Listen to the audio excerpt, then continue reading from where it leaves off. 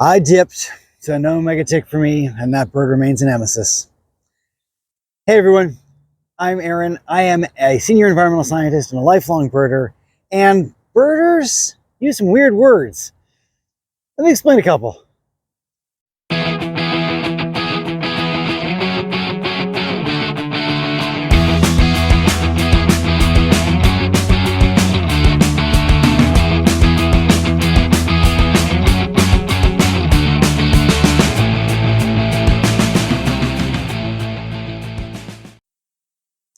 Birding, as with virtually every other hobby, has its own lingo to a certain extent, its own terminology. Some of these words come from academic circles. Some of them have arisen from the birding culture, grassroots.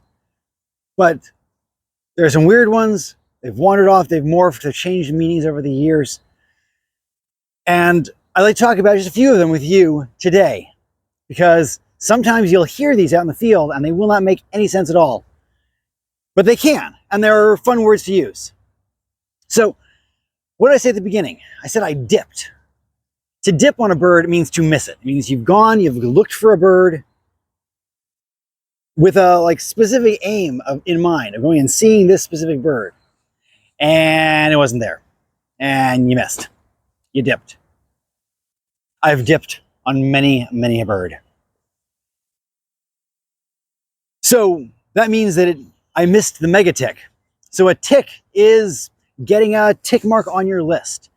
Now, there can be day lists, trip lists, month lists, year lists, life lists, county lists, continent lists.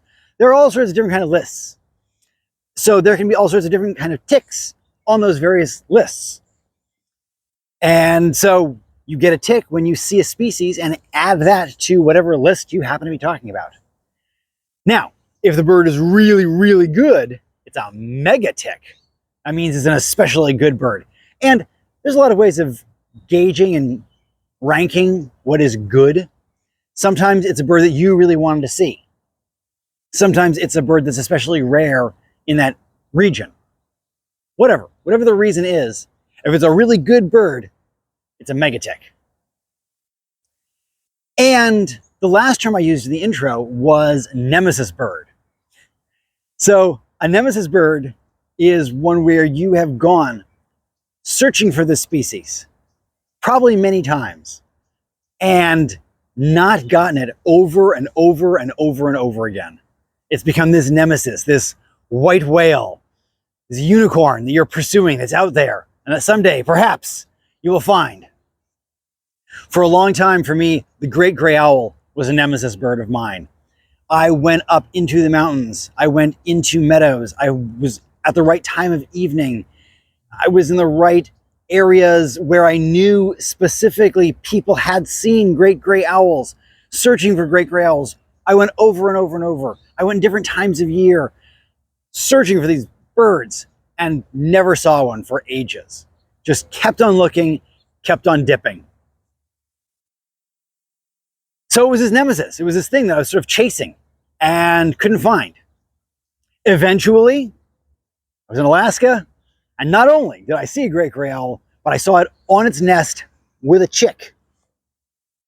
So I did eventually get my nemesis bird. But the fun thing about a nemesis bird is once you get one nemesis bird, and you've accomplished that mission, there are other birds out there.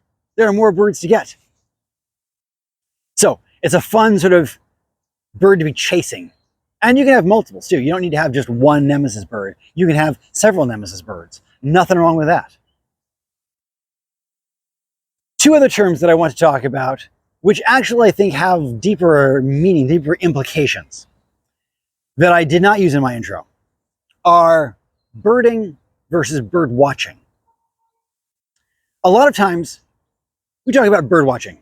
You hear that in the news, you hear that in popular culture, you hear it all over the place. Bird watching. That's what we're doing, right? We're going bird watching. We're bird watchers. But the thing about that term, bird watching, is when you stop and think about it and sort of dissect it,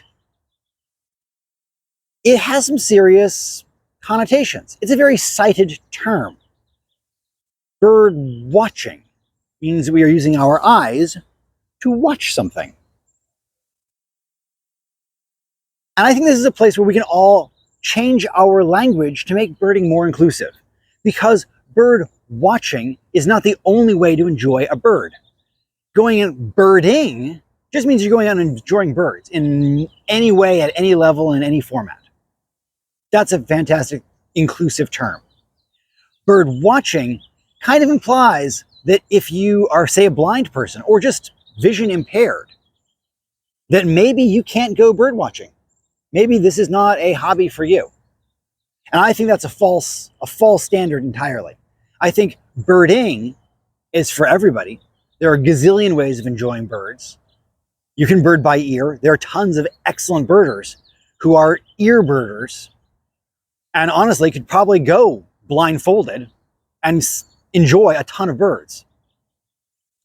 You can also, you don't have to listen to them. You don't have to use your ears. A deaf person could go birding. Anybody can go birding in some form or other. There are so many different ways of enjoying birds. And so that's something you'll notice on this channel. I pretty much never use the term bird watching, and I never refer to myself as a bird watcher. I am a birder, and I go birding. This is a channel about birding. My very title is a birding naturalist, not a bird watching naturalist. So it's one way that I sort of adjust my language to try to include as many different people as I possibly can. And I encourage you to do the same. Let's all shift away from bird watching and shift towards birding. So there's some fragments of birder lingo, of the language surrounding birding. I hope you enjoyed those. If you liked these examples, let me know in the comments if you want a part 2, because there are certainly more birding terms out there that we could talk about. And some of them get funnier and funnier and funnier. So happy to do another video in the future if you all found this one enjoyable. As always, thank you very much for the view of this one. Subscribe to my channel if you like this kind of content, and until next time, enjoy the natural world.